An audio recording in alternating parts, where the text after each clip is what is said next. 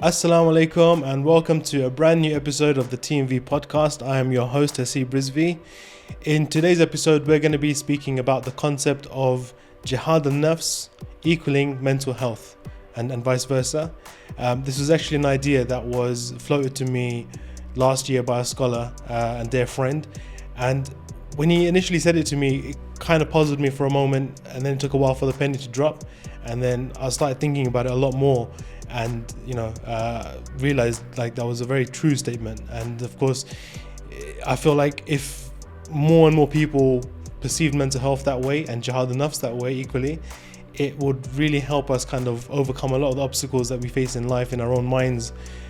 So today I'm joined by Berak Hussain, clinical psychologist, and you've heard her on previous episodes of the podcast, and she's a regular guest.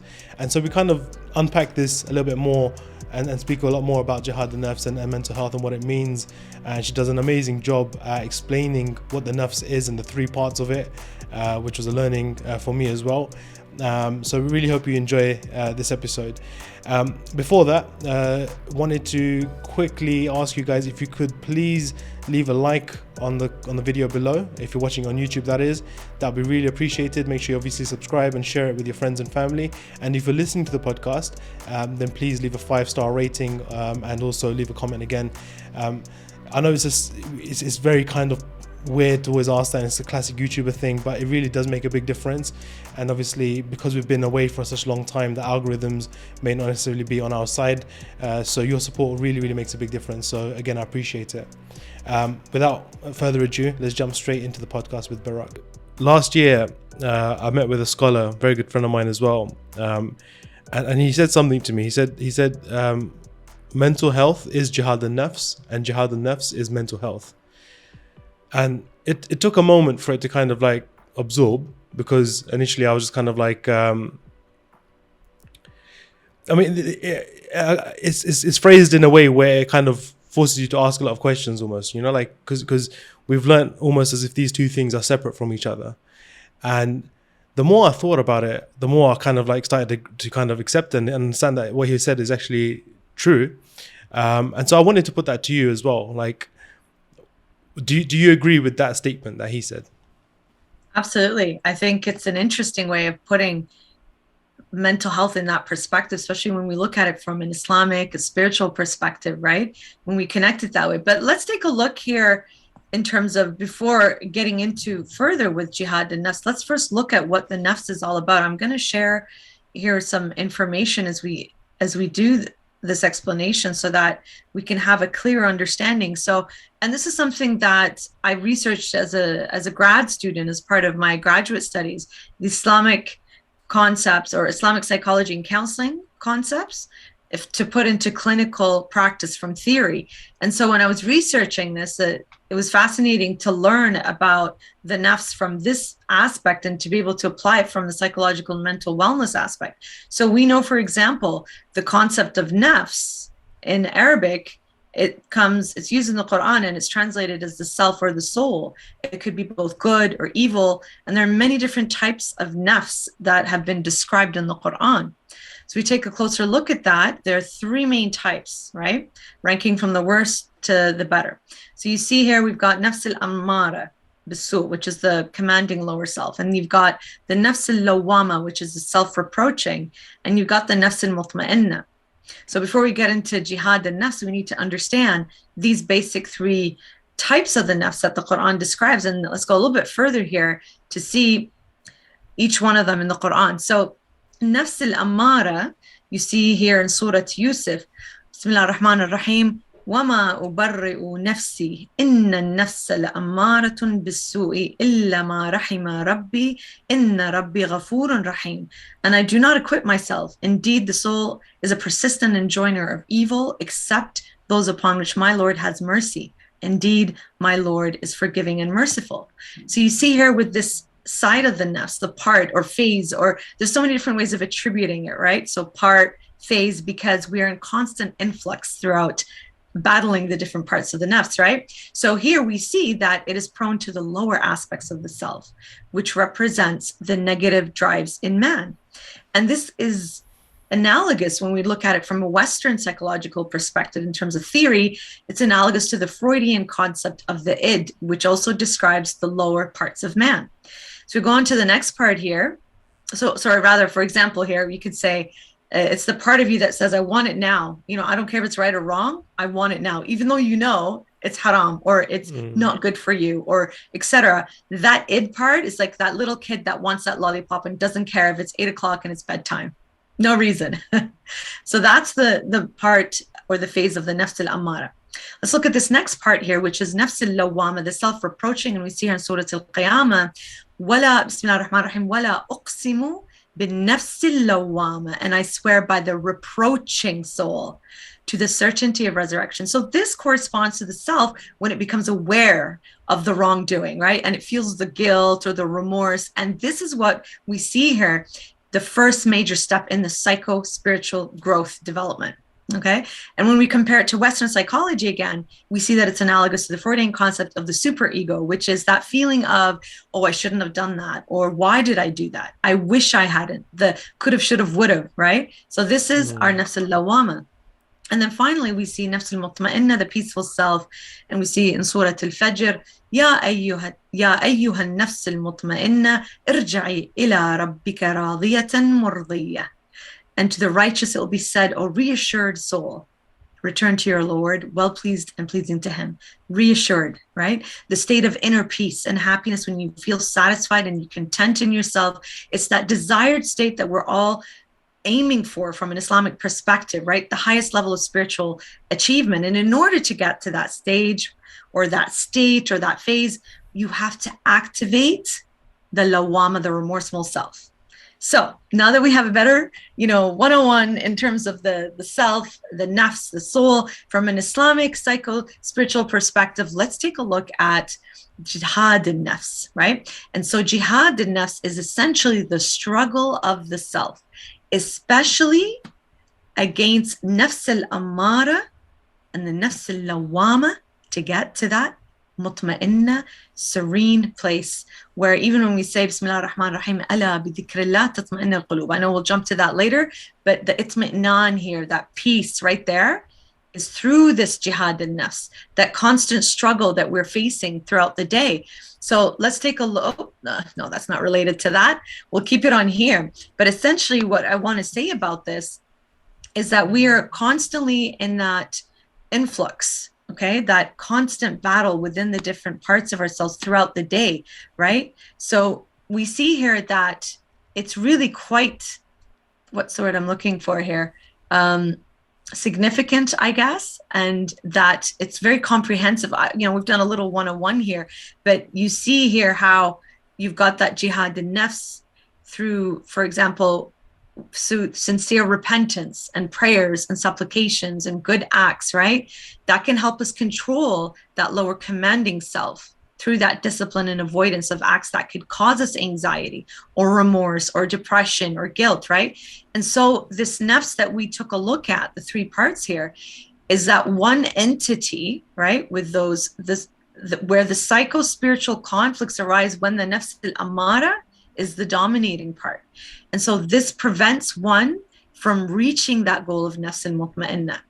Our conflicts, and this is where I guess we could look at it from not just a psychological, but a mental wellness and mental health perspective. These conflicts arise when the nafs al-lawwama, the reproaching self, is static, right? You're not feeling anything, you're stuck.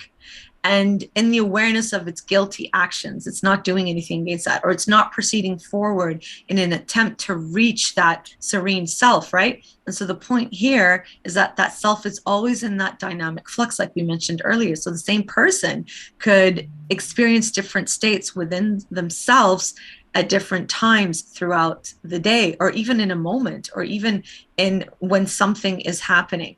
So you see here the implications here, how impactful it can be on a daily basis in our lives when we're challenged with daily aspects and daily situations of things that can go a long way in either stopping us from reaching our full potential, right? Or even helping us go forward in our potential. I'm So glad you. Sorry to cut you off, Berak, because I'm yeah. glad you actually broke that down for me. Because to be honest with you, like as much as I've always used the word nafs, I think I've always skipped out the second one, which is the lawama part, right? Oh And I yeah, how think, come? well, I mean, just like I mean, it hasn't come to my knowledge as such. I've heard the term in lectures and stuff, but I haven't actually like paid much attention to it, or at least not had it kind of explained in this sense of this like self-reproaching, right? And to be fair, I was going to ask you for what reproaching means, Mm, but it's something that I've actually been kind of thinking about this past year, which is that there's this version of self, or this state rather, not a version, that we enter, which is this kind of remorseful to a fault degree, right? Like, as in, you commit a sin, and of course, there should be an element, there should be regret to that sin, right? And remorse for not wanting to commit that again. But what I realize is that there's almost like a stagnancy that becomes mm-hmm. attractive to that specific state, right? Of course. Yeah. Which is that, oh, I know what I did was wrong, and it's really bad what I did was wrong, right? And then obviously then there's the kind of relapse towards the same sin again, or to the same mistake, or to the same kind of negative impulsive behavior. But then you return back just to that one state back again, which is just like, oh, I regret it, right? Mm-hmm. Almost to the point where I started thinking that this is actually a very useful state for shaitan to have us in, right? This kind of constantly moping and self-loathing, like, oh, what I did was wrong, I'm not worthy of forgiveness, right? And there's a lot of tricks that shaitan plays in this moment, right? Tricks, for example, that you're not worthy to pray right now because of what you just did. Absolutely. Right? Your fast won't be accepted because of what you did last summer, right? And then it's like a perfect device to kind of like keep you entrapped in there, but also not feel too bad, because it's like, oh, but at least I'm aware that I've done something wrong, right? And I almost feel like sometimes in our religion, culture, I don't know how you describe it, there's a lot of emphasis almost in this like sorrowful state, right? Of being sorrowful. And we've got traditions like dua kumail and stuff like that, and of course no one's disputing or saying these are bad things, right? But internally, almost like as a community, there's not a conversation about moving from that state towards acceptance that Allah has forgiven you or will forgive you, and that kind of emancipation that you would feel like with that kind of burden being removed from you. I don't really have a question at the end of that, but maybe there's something that you can add to that. Yeah, I wanted to add this part, like we were saying, how the implications of this concept from a psycho-spiritual perspective is significant to us. So when we look at it from through the lens of mental health and people experiencing, let's say, depression, right? They don't choose to be depressed, right? They don't choose to feel everything, like, for example, SAD, or if they're clinically depressed, they don't choose that, right? But what happens here is the depression occurs when the nafs al-ammara is dominating the mutma'inna part, right? So this prevents them from reaching that inner peace from occurring. And so once that person becomes aware, like you were mentioning, the awareness of the state of depression they are in, whether it's through, let's say, therapeutic means or introspection, or somebody points it out to them, then at that point they have a choice. This is where our free will and choice comes in, right? So they have a choice to do something about it.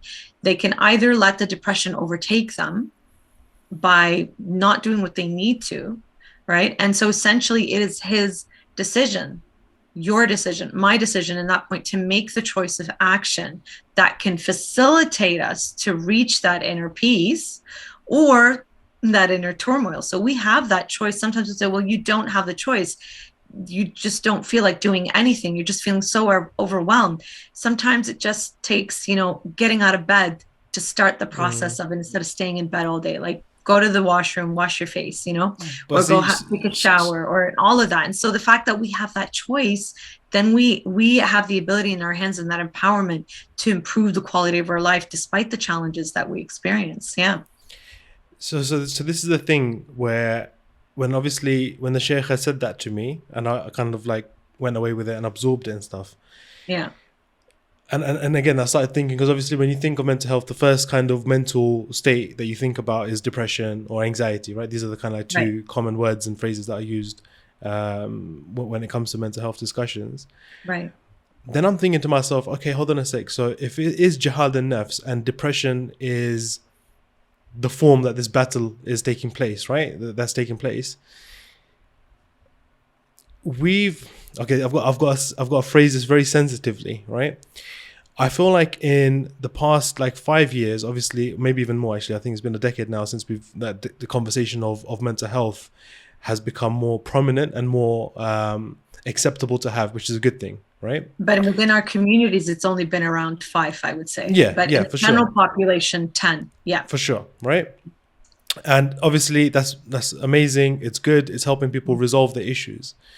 Now, being cynical, I would say there's been almost like so much conversation around mental health, anxieties, and various things, where it's almost absolved individuals of responsibility for their own mental health, right? Where it's kind of become, God, I cringe to even say this, but kind of become somewhat not trendy, but you know what I mean? It's just like Yeah. people are updating their Instagram bios and their Twitter bios with their mental state in there now, like depressed or chronic sufferer of anxiety and stuff like that. Right. And no disrespect to them, but it's Yeah. almost become like a label, or like we become almost too comfortable with being like that and being and just accepting as that and not taking any sort of individual responsibility to come out of those states, right? Right. And I've also seen now, like especially with this younger generation, there's almost like again, because there's no sense of accepting that you're in this position and that potentially you have the keys to get yourself out of it. There's this like almost deferring blame onto all these external factors, right? Right. My work is like this, therefore I am anxious, and that's it. Like, that's what it is. My parents are like this, therefore I'm depressed, right? And then it's like it's just purely on the parents to now fix up, otherwise you're not going to get out of that state, right? Exactly. Yeah. Now, how does one, I guess, because okay, fine, let's say we both agree with the term that Jihad-an-nafs equals mental health, right? Now, obviously, Jihad-an-nafs is every individual is going to have that, right? That's the way God's created everything, Standard. right? Exactly. Yeah.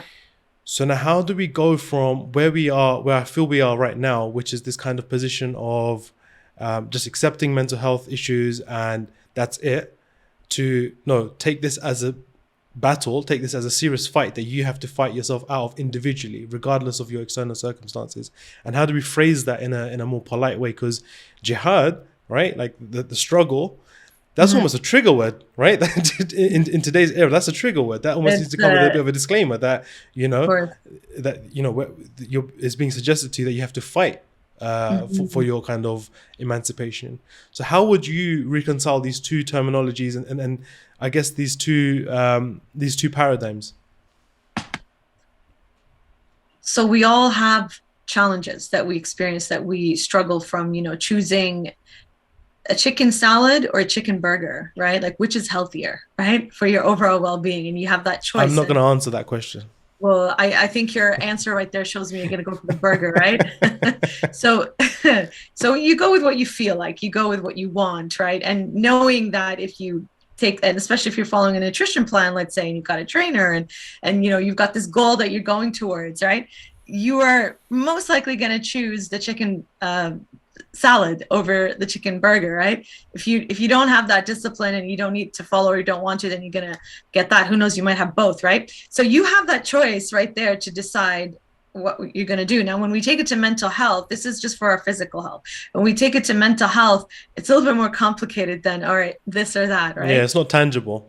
No, it's not. Whereas with our physical health, we can choose and make these outright choices because you want that. But if you're depressed, probably most likely you either are going to overeat or undereat, right? So you see how that factors in here as part of the equation that could impact you in terms of the choices that you make. And just like we said earlier, in that moment of awareness, you have the choice to either continue enabling yourself to stay in that state that negative state, or you can, now that you're aware, like, oh geez, oh yeah, I didn't realize I hadn't showered in a few days, and my family and my friends have hinted that, and I didn't realize it until they hinted it. Right there, am I going to go shower, or am I going to not shower? And it truly depends in that moment how that person's feeling.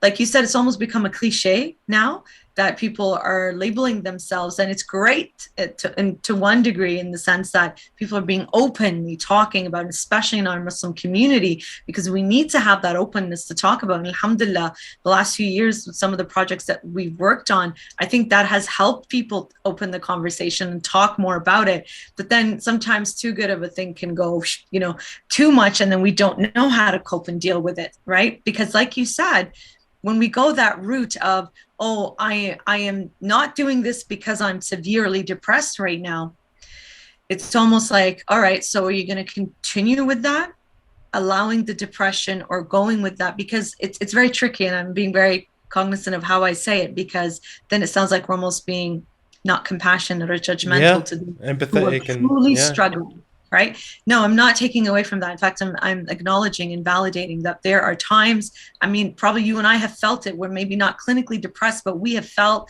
like staying in the house for 2-3 days and not wanting to leave or see anybody. Doesn't make you clinically depressed per se, but it means that perhaps you need a little bit of downtime to rejuvenate yourself, and filling up that empty cup of being a temporary introvert. If you're extroverted, you get your energy from people around you, right? But if you're an introvert, you need to generate yourself again by being alone and doing things that fill up that empty cup, or I always use the analogy of filling up the empty gas tank, right? So that way you have the energy to do what you need to do. Again, when it comes to mental health and clinical depression or anxiety, sometimes the person can feel that the choice is out of their hands.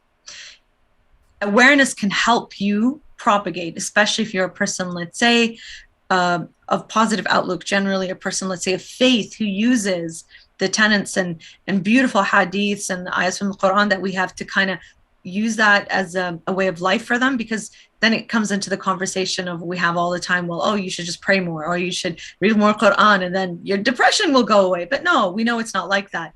But I'm saying a person who normally uses that to help them, once they become aware, they're like, oh yeah, what do I usually do when I'm feeling low that can help me now? Do you see the difference there? Yeah. So it's a tricky conversation to have on one hand, because it sounds like we're judging those who are mentally ill and struggling, or have a disorder, or have a state, because sometimes you could have a condition, you could have a temporary condition, right? Or sometimes you could have an actual clinical diagnosis, which is a lifelong diagnosis, like diabetes, for example, right? Or it could be temporary clinical depression, where not seasonal, or dysmorphia, like SAD, for example, it's seasonal. So we're validating and acknowledging that, yes, in fact, sometimes somebody who is in that deep state of depression are going to stay in their bedroom for a week, are only going to get up to do the essentials, probably not eat, are going to sleep all day. It happens. Then in that moment, you also have a choice with your awareness. What am I going to do about this, right? Am I going to continue to be in this state? Am I going to continue doing the things that are going to prolong this state, right? For example, the people that reach out to me, whether it's through social media or email, or at the university when students book sessions with us, they come in saying, I feel like I have depression, or I don't know what's going on, and they list off a list of symptoms and signs. And so we assess, and then if we feel that they need a clinical diagnosis, then we refer them to the doctors who do that. We don't do that. We can assess to say, it seems like, you have this, or give them a questionnaire to fill out, and that we have the psychological questionnaires, and then it could give us an indication if this person is potentially experiencing A, B, C, or D.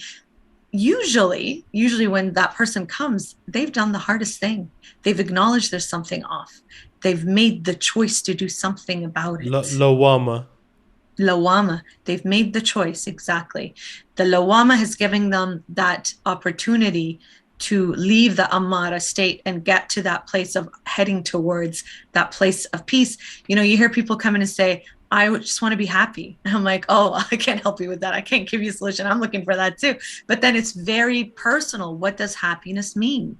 There's the clinical state of being mentally ill, where truly it's hard to experience that. But then there's also the state of just being, not feeling joy or not feeling sadness and depression, where people also want to go, especially if they are severely depressed, they just don't want to feel the negativity, just being there, right? And so when we take a look at that choice, when that person comes in, they've taken the hardest step right there. Then we look at, okay, so what are we going to do about it? I'm very action oriented. Yes, we do talk therapy, but we're in a short term kind of almost a crisis type of counseling, especially in November and March when it's exam times, right? Those are, and especially when the weather changes, right? Heading into April, it tapers off because the weather's changing, alhamdulillah. However, during this time frame, when a person comes and they're struggling, right?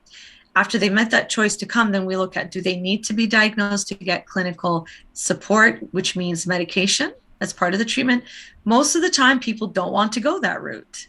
They make the choice of not taking medication. They'd rather go the natural route. So what does that mean, natural route? That means taking care of your eating, your sleeping, your exercise, getting rid of toxicity around you, whether it's people or the environment that you're in. And I know sometimes it's really challenging, but this is the choice that we make to make changes in our lives, right?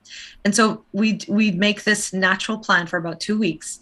And I give them strategies, I give them resources, I give them workshops that I've done where it goes into explicit detail in terms of how we manage the stress, because if we don't take care of our stress properly, it can lead to illnesses, right? Including depression, anxiety. So we look at how to balance everything, because when these things are in balance and you're hit with a difficult situation, you're more likely to handle that difficult situation.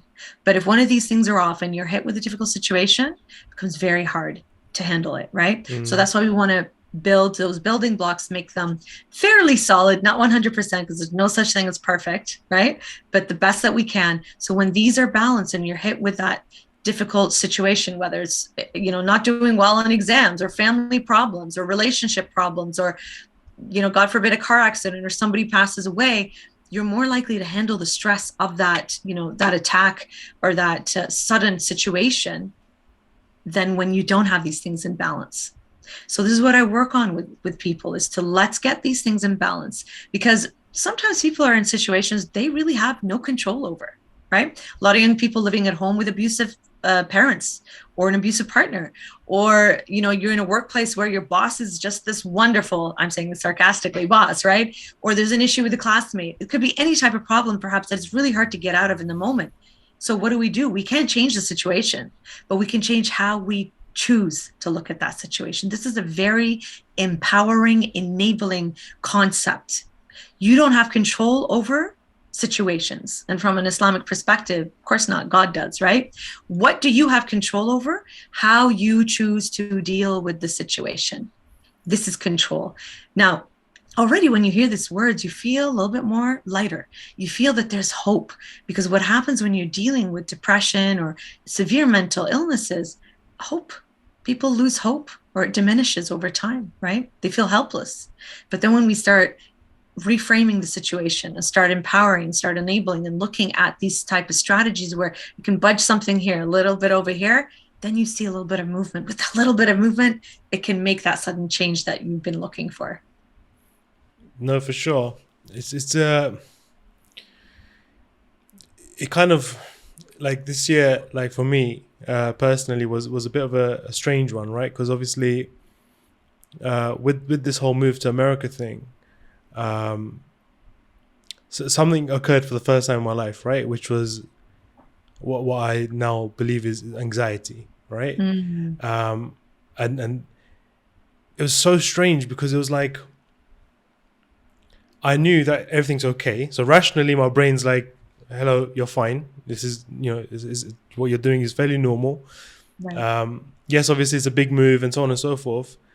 But then, like, there was this like physical aspect that came to it, which was that even though the mind had kind of accepted that we're okay, the body kept doing butterflies, And then obviously once you feel the physical symptoms of something, then you start thinking about it mentally, right? You start thinking kind of mentally. And so for a while, like, I'd kind of taken this kind of position, which was I was almost like observing myself from like a third party perspective, just kind of going through the motions as such, as they say. And through that, like, I was really like listening for the whispers, right? What are the whispers saying, right? And like kind of identifying that the fact there's two types of whispers. There's this kind of like destructive whisper, which is saying, hey, sabotage this trip and just stay in the UK and like kind of just do what, like do what you're used to. And then this very faint sound that, listen, it's going to be okay, just keep going for it kind of thing, right? Yeah. And I'm just kind of like floating above both of these kind of conversations and just, like I said, doing the motions. Like I knew what had to be done and had to kind of almost out of necessity switch to like an autopilot mode just to kind of get through that stage. Because if I kept thinking about it, it would have been a bit of a difficult situation for myself. Right. And so then it started making me think a lot, like about the fact that when people are in this or in a worse crisis, because that was mild, but let's say they're in a much more severe crisis mentally, right, to the point where it's clinically diagnosable and treatable with chemicals, right, and drugs and stuff. How much can we attribute sinning to mental health? And if it is, a result of mental health being bad, are we exempt from committing that sin? Does that make sense? Do you kind of get what I'm saying? Like, at which point is it like not your fault? If you get what I mean. So this is an excellent question. I think a lot of people have posed such questions before, and I have to be very careful how I answer it, because this comes from an Islamic fiqh perspective, which I cannot obviously answer from that perspective. I've had discussions with scholars about this, especially when it comes to suicidality. Right? There's been a lot over the last few years, unfortunately, in our communities. And I don't think there's been a lot more than there has been before. It's just because now we're openly talking about it, so we hear it more often. It has always existed there. It's just silently and hush hush and quietly. So this type of question would fit into this type of scenario, right? And we've seen that over the years where people say, oh, it's haram what this person did. They took their soul. But what is this haram policing type of conversation going to do for people? Right? We know, of course, it's haram. It's forbidden to take a life, right? But this type of judgment is reserved to God, not for us, right? And so this is how I usually answer this question. I can't answer such a question, because this comes between the person and God and their personal struggle. I think the way we can perhaps explore this a little bit more is to what we were talking about earlier, in terms of the awareness the person has. If this person has awareness, they have choice to do something. If this person is not aware, then this is, again, we can't say, oh, this is sinning, or this person did this out of sin. We can't judge that. But you see what we're saying here. If this person had no awareness and they're so severely depressed, they felt that they have lost all hope and no other alternative, they are ill. They are mentally ill. And as somebody who is mentally ill, I can't say this, right? We can't say this. You can't say this, that, oh, they're not accountable or they are accountable. No, we can't say that. That is, again, between them and God. However, we also have to understand, and this is where our compassion comes in to help so it can prevent these incidences. When we are judging and being the haram police, we are pushing people towards these actions. And I've heard from people who themselves have attempted and survived. And these are people who are chronically dealing either with constant suicidality or chronic depression. They say, they have the feeling of wanting to end their life because they don't want to feel the pain of what they're experiencing. These same people of faith hold on to their faith to help them manage these thoughts and emotions, because, and I've heard this not just from Muslims, by the way, I've heard this from non-Muslims, people of other faith. They use their faith to help them, where they say, this is the fact that my religion forbids this, helps me not do this. So that's interesting how even a person who could be severely depressed, coming from a faith background, they would use that kind of language, that lingo, and say, my faith prevents me from doing that. I would never do that, even though I have thoughts and feelings of not wanting to live. And this is because they don't want to deal with the pain. Our own faith gives us, so to speak, spiritual prescriptions on how to deal with this kind of pain that we use clinically as well. with our clients who come from a faith-based background or an Islamic background, and it works wonders with them, especially those, and I hear this often from people who are dealing chronically with this, that, you know, my faith helps me. Going to the mosque helps me when I sit in those circles and I have love and compassion and support from people, right? Or I read a certain saying that really made me reflect on things about life and how to be patient in the struggle, right? But doing something with that patience, because we get this idea of that we hear, you know, typically of be patient, you know, deal with the abuse, or, you know, deal with you got to deal with that. You got to toughen up with that. You know, what do you got to be ungrateful about? What do you got to be depressed about? Why don't you be more grateful? And these are things that we cannot say to anybody dealing with mental health issues, because they're judgments. They are judgments. They are more likely to push people away rather than bring them closer to you, right? So if somebody comes to you and says, you know, I've been having thoughts of sinning in terms of, I mean, they're not going to come tell you that word for word, but you know what they're saying is leading to an act of sin according to the faith, then being haram police on them is just going to push them away. Right? So we got to be really careful how we speak with people, and even ourselves, if we're struggling with this, not to be so hard on ourselves, because put yourself in the opposite position, meaning somebody comes to you with the struggle. How would you respond to them? What would you say to them? Now, take what you would say to them and say that to yourself. And we forget to do that because we say, oh, I'm not worthy, like you mentioned earlier, or there's something that, you know, I could handle this, I could do better, or I don't deserve this. No, you do. God created you, therefore you do. You are a person of value and worth because God made you. Right? SubhanAllah. And you know, like one of the kind of like fascinating things that I find about like the human experience is the fact that the remedy for like the illnesses that we have, whether they're physical or mental or even spiritual, they're within us, right? But we, you know, it all depends on like how much of ourselves we can actually hear, and how much of that's been like filtered with, you know, pollutants of various kind.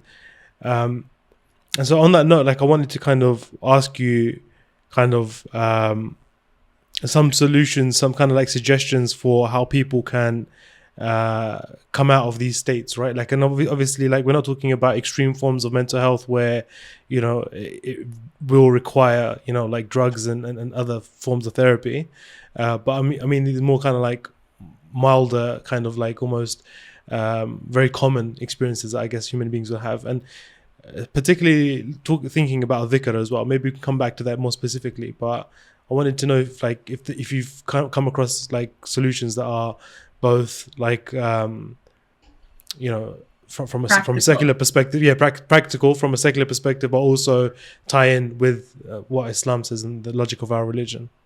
Okay, so I actually have something going to put the screen back up here, and this is again from my research, but it's something that I've practically put into practice with my students and clients and presentations and whatnot. And this was based on the Imam Ghazali's steps towards change. And this is both from a Sunni and Shia perspective, which is interesting. And so let's go through this because I think this is a really great practical step-by-step strategies that we can take and put into practice, right? And it's analogous to a business partnership.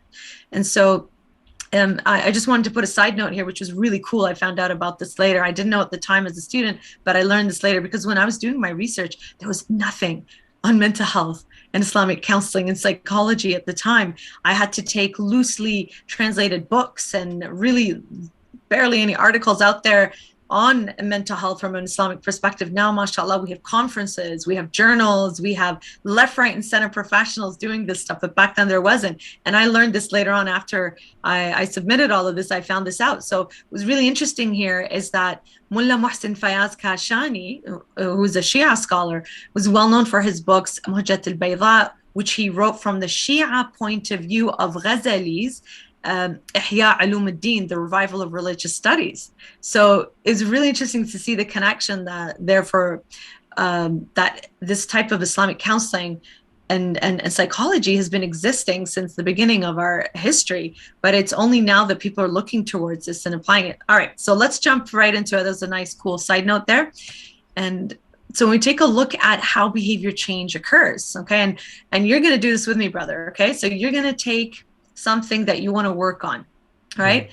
And the first step of this type of model is about the musharata, right? To make an agreement or contract, which comes from shart, the stipulation. So right now, think of something. You don't have to share it, but just think of something in your head. And for those who are listening, do that with yourself. And you can apply this anytime. But now, as we're speaking, think of something that you want to work on, okay? So a contract in your head. The next part is doing the muraqaba, okay, which is to guard, comes from the word raqaba in Arabic, guard.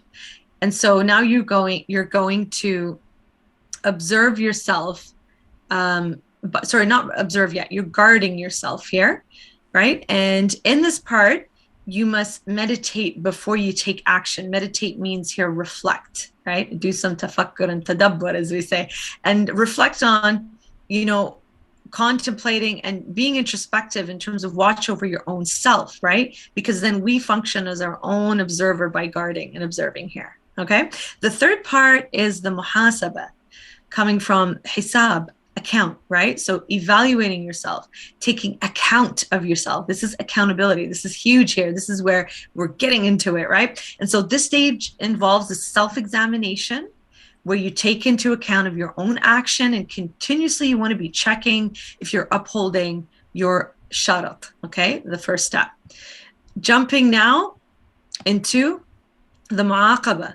What happens here, I don't like that word, and I kind of put a twist on it. Mu'aqaba means to punish. I'd rather use the word control, right?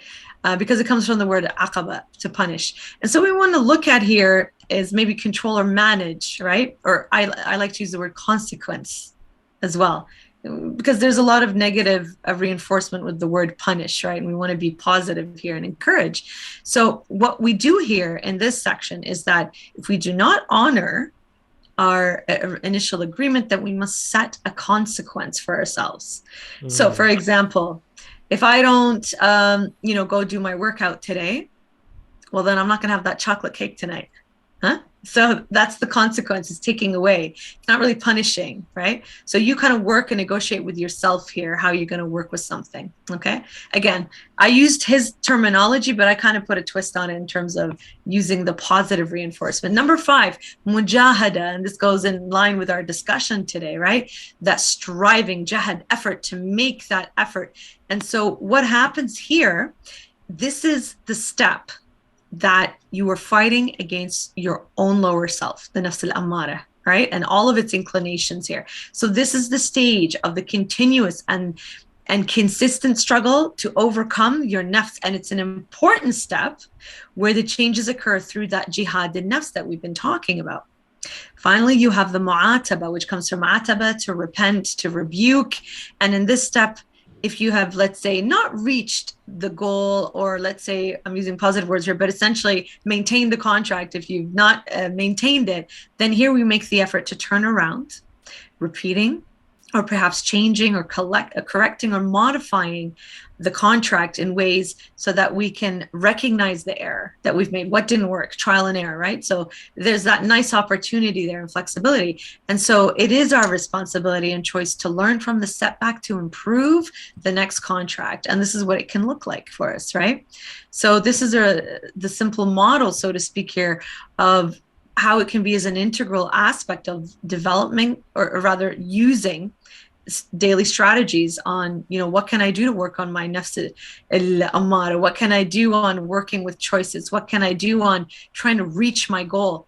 And this is a simple model, and it works. It's timeless. And I do believe that Ghazali was way ahead of his time when he introduced this idea, which we know from the Ahl al-Bayt, salam Allah alayhim, they've spoken about these different spiritual steps, right? If you look at the book, 40 Ahadith by Imam Khomeini, and he's got fascinating discussions in there about nafs al-mutma'inna wal-ammara and the lawama, and he talks about this. He talks about these different parts of ourselves, of how to improve and how to work in detail. So that's an excellent resource to find the section on that. I forget what number hadith he was referring to. I'll have to look it up.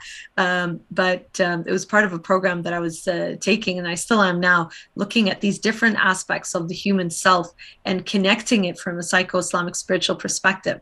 So this is one strategy that I find is really, really useful, is developing a contract with yourself. What is it that you want to change, and going through that cycle. And what's nice, because it's circular, you have the opportunity, even if you don't reach it, or if it's not 100% there, what can I do the next time to improve it? Right. And it always, I see that compassion, that self-compassion. So this is a really nice one to work with. I like that you mentioned that as well, the kind of like the circular nature of it, because at one point I was like, okay, what's step number 7 when it's all accomplished? Do you get what I mean? Like the nirvana, right? But that's not a realistic expectation to have. And of course, there'll always be room for improvement, and we should all be obviously striving for perfection, which is an endless pursuit. But that's the goal that we've been set here on this planet. Absolutely. I wanted to ask you about like the role of dhikr. So I feel like something that's interesting taking place in like the wider world at the moment, of course, is and I think we're going to have probably more podcasts about this in the future, like spiritualism, right? The revival of like spiritualism, but like not religion, right? So it's like religion, but without God, basically. Without right? God. Very secular, yeah. And it's interesting because I feel like even, I mean, it's a side note, but I feel like even with the kind of almost deliberate exclusion of God, it's still God, whether you like it or not. But like, it's almost like, you know, you can try to escape it, but what you are doing is godliness. So it's the net result is the same. Have you heard of the joke of the atheist who says, you know, I don't believe in God, I don't believe in God, and then something terrible happens. The first thing that comes out of his mouth is what? Oh my God. Yeah. So it's like, for example, at the moment, there's this conversation around, I think it's called positive affirmations, right? And obviously it's like, you know, say these words to yourself in the morning and all that kind of stuff. You know, one of the common questions that you've probably been asked as well, and I've had for a very long time, was, you know, you have a bad thought in your head, right? Now, before it's an act, right, before it's a sin, it's just a thought, right? And oftentimes it seems impossible to control a thought, right? If I tell you not to think of a red elephant, you're going to think of a red elephant, right? So now you're up against a sin or an addiction, or a sinful addiction. And now it's like, okay, how do I control that thought, right? Because that thought is the first kind of trigger, and then, you know, it can be consequent in the actual act. So I asked one of my mentors about this, actually. I said, look, like, what's the remedy for this, right? I've even had like people messaging the Muslim Vibe and saying, hey, I have bad thoughts, what can I do? And I'm like, well, I don't really know, right? And he said the dhikr of saying La ilaha illallah is the remedy for that, right? So, you know, repeat La ilaha illallah the minute or the second a bad thought occurs to your mind, and keep repeating it. And that will cleanse the mind and the thoughts from the badness, and leave it only with Allah. And obviously, if you think about the structure of the sentence La ilaha illallah, it actually indicates that as well, right? That there is no other thing, there is no other God, right? But Allah, right? So you kind of remove the bad thought and then fill it with Allah. So I was okay, that kind of makes sense, and it works. And I found myself like doing it quite often, actually, and realized it worked. How did you find it? Oh, it worked? No, for sure it did, right? Because if you think about it, the purity of that statement itself, right? It's not. Right. You can't really deny like. it. You can't really take anything away from it. To get what I mean? It's so simple. It's like La ilaha illallah, right? And so then you know, whatever it is that you're thinking at that time, you know, it naturally itself, like if you concentrate on the words and the statement that you're saying is naturally, it will result in nothing being in your mind except Allah and goodness. So I wanted to know, like, if you've come across any specific dhikr, or if you're like, I mean, just in general, what your idea is about like dhikr as a concept to kind of improve mental health. Well, definitely the basic stuff which we've all heard growing up, you know, salah, dua, and so on and so forth. And part of the research that I did was exploring each one of them in more depth and detail in terms of how they affect us. And that's a whole other workshop and a whole other session on its own, just talking about the effects of salah. A lot of research has shown, for example, just the act of prayer, what happens to you from a what's the word, a musculoskeletal perspective, right? In terms of the blood flow to the brain, and the brain scans they've done on patients or subjects, I guess, in the act of prayer, and what it does to Muslim and non-Muslim, let's say, people. So subjects, I don't like using the word subject, which I'm replacing here, but essentially what they saw from these studies is that even Muslims who acted and performed the movements of the prayer, they notice an impact on their stress levels decreasing, which is incredible. Because when you look at the act of prayer, right, what does it mimic? What does it mimic? Almost the movements of yoga, if you think about it, right? The bending of the forehead onto the ground, the different positions, the muscle tension and release.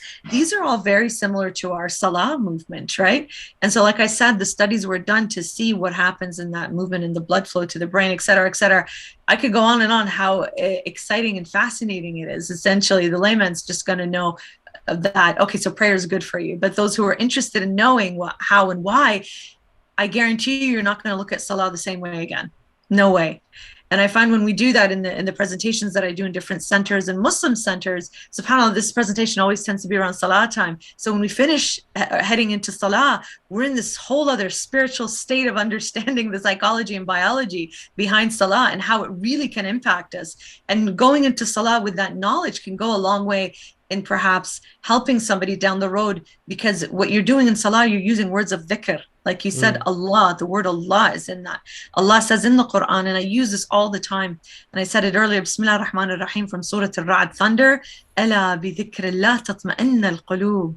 Verily with the remembrance, dhikr of Allah, do the hearts find peace, serenity, tranquility. Right? Oh, and so we know any form of dhikr where you're going to meditate. What does meditate really mean? It means to focus your full attention and push everything else away on that oneness of what you are doing, whether it's salah or connecting to God subhanahu wa ta'ala. I know people say, oh, there's a lot of, non-Islamic connection to meditation and Buddhists and so on and so forth, which is devoid of God. But we still have our forms of meditation, for lack of a better word. Our own salah is a form of meditation. How? Because you are focusing on the oneness of God as you're submitting yourself to Allah subhanahu wa ta'ala, right? Now, through using Quran as a way, now, like we said, there's this hip movement of, all this positive affirmations, which I think is great. But, we have this rooted in the Quran. We have this rooted in the hadith of the prophets and the Ahlul Bayt, salamallahu alayhim. For example, the Prophet had this beautiful saying of saying, propagate goodness, you will find it. Tafa'alu bil khair tajiduh, which is all about positive affirmations and positive psychology right there in that one statement. Why do we get so excited about, what's happening now when it comes to this kind of thing, when we've had it rooted in our faith so long ago? If only we reflect, if only we look. What does Imam Ali say with a beautiful quotation that it's been attributed to him? You have a whole, and I'm paraphrasing, but you have a whole universe within you, right? If only you reflect. This word reflection is all about, again, that tafakkur wa tadabbur, that deep introspection of connecting. And we've heard this from our scholars, we've heard this in our hadith. What's the use of, praying X many amounts of prayers, right? And you're not really feeling much or connecting to God much, or, being on that spiritual level. Whereas you could have this one statement of the Quran instead of reading the whole thing. And we hear this in Shahr Ramadan, right? If you just read that one statement and you do that deep introspection and reflection and meditate upon it, that has more value and worth than reading the whole Quran just for the sake of reading it and finishing it during that month. There's still blessings. We know the scholars teach us that. Yeah. But you see there, right there, that's how we can answer these questions. Because just us saying, go pray, go read a supplication, or go read the Quran, that's not going to do anything. That's alienating people, especially people who are struggling with faith, especially youth who are struggling with faith. Somebody comes to you with depression and you go shout, tell in their face, well, I think you need to increase your faith, or you're making them feel worse by saying, oh, your faith is so low, you should have more iman. Again, that's using the haram police judgment type of tone and policing them. you're pushing them away. You're not going to draw them in. I've had clients who come in and, we talk about the issue. They say I'm a Muslim, they're Muslim, but we don't talk about that. We talk about the issue, what they've come in for. But subhanAllah, later, once we've kind of, reduced the stress of their academics or the family problem or whatever the issue is, I find some of them come back and say, I used to pray and I stopped praying, or I used to wear the hijab and I this and that, or da, da, da. It just comes out because they felt safe enough to talk about things and there's no judgment there. And so I would flip it back and say, I've always said, so what would you like to do about it? What do you want? You see, the therapist is not telling them what to do, especially when it comes to spirituality and connecting to God, but rather you put it back on the onus of the person and say, what do you want? What would you like? What would make you feel good? Right. And so obviously the person's going to say things like, well, I want to pray again, or I want to read more Quran, or, I want to stop drinking, or I want to stop doing this, or this, and that, because they are committing acts of sin. They know it themselves. And some have no remorse, and we're not there to judge them with that. And some will have absolute remorse and say, I don't want to do this. I don't want to feel this way. The guilt is really killing me and making me self-harm, for example, right?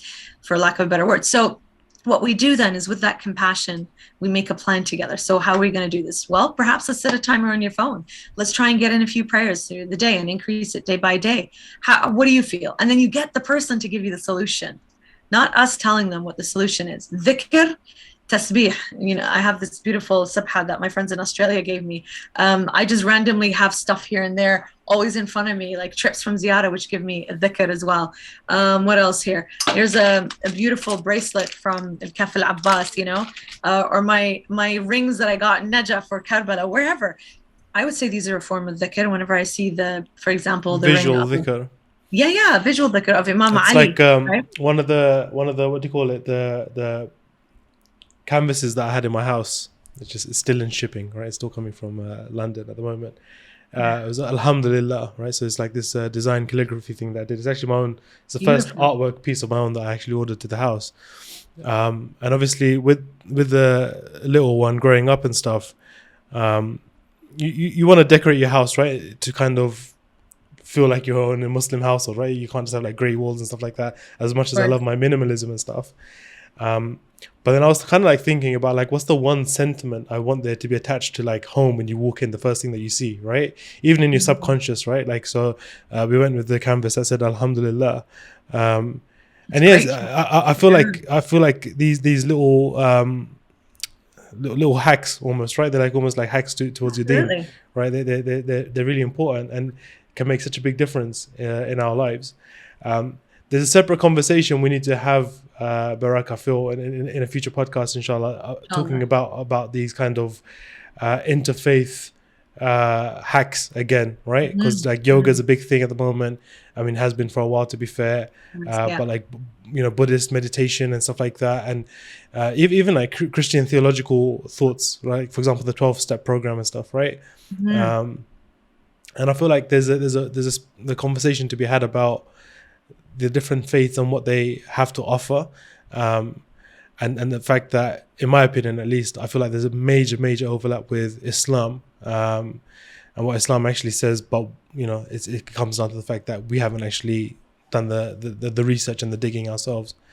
I'm mindful of time. It's been a really good conversation. I feel like it hasn't. There's so much more to talk about. I think I could sit here for another 2 hours and pick your brain a lot more around this. But of course, the benefit is that you're our regular podcast guest when it comes to mental health issues, and inshallah we'll have you again on soon. Next time we'll try to kind of include some questions from the general public when it comes to mental health. Included them. I included some of the questions that were sent. And so we want to put it out there for our audience members. Inshallah, we'll be doing this more regularly, like we said, and we'll announce it. And then you could send in your specific questions for scenarios that you're stuck in, any mental health questions that you have. We'll do our best to explore them, inshallah. So inshallah, we'll continue with this, so that way people could feel included and also have some of their questions addressed anonymously as well, if people are shy or embarrassed or hard to speak about things that are very personal.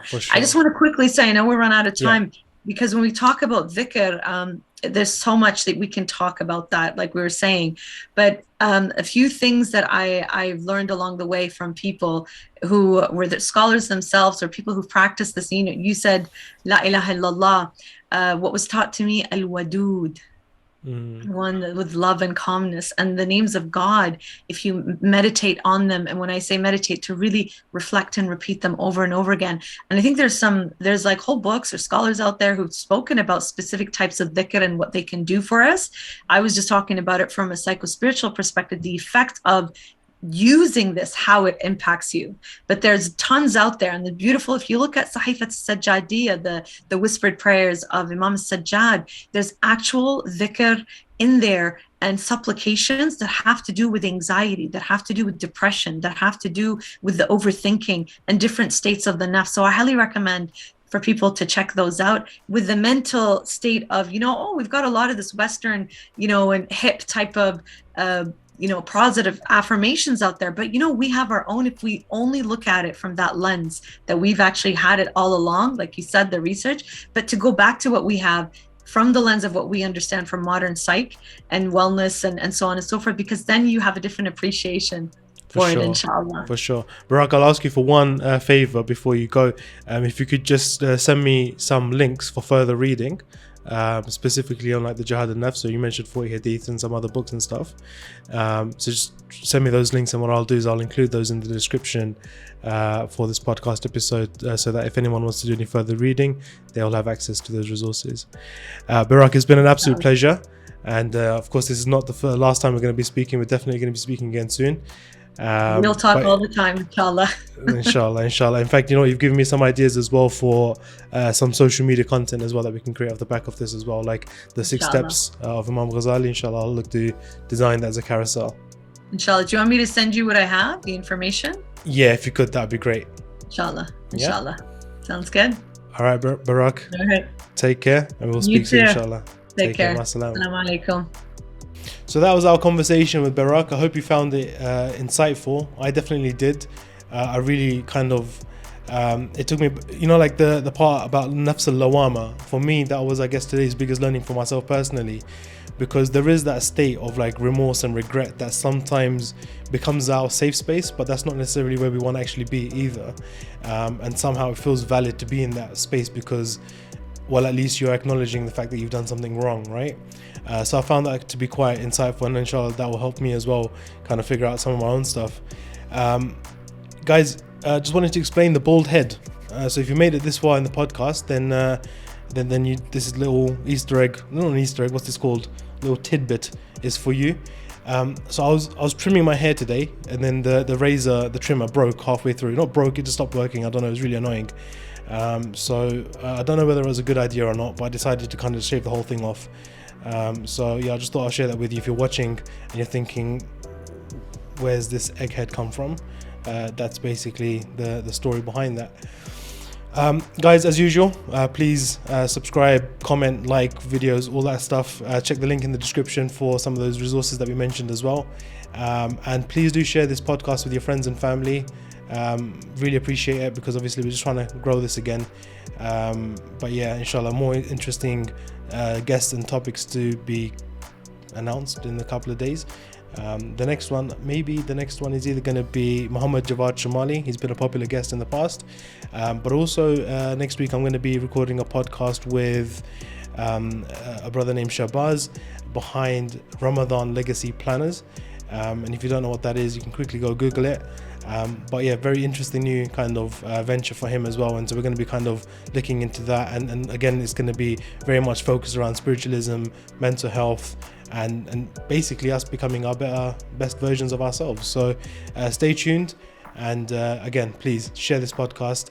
I don't want to ask 100 times, but yeah, at the moment we just really need to kind of get that push out again. So really appreciate you making it this far in the end. And I have forgotten, I had an idea again for signing out, and I've forgotten again. So we're just going to end it here. Take care, guys. Salam.